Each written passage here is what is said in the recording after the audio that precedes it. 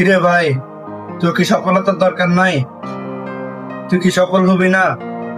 অবশ্যই তো সফলতার দরকার আছে। তুই একবার পিছনের ব্যাকগ্রাউন্ড গুলা চেক কর।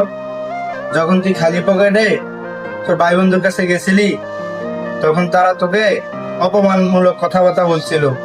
তোর কি কথাগুলো মনে নাই? তোর কি সেই দিনগুলোর কথা মনে পড়ে না? হুম, পড়বে পড়বে।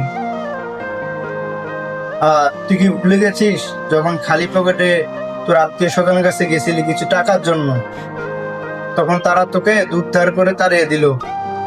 মনে নাই তো সেই দিনগুলোর কথা? তোর ভিতরে জিদ রাখ ভাই। জিদ রাখলে সবকিছু করতে পারবি। জিদ রাখলে হইব না ভাই, তোকে কিছু না কিছু করতে হবে।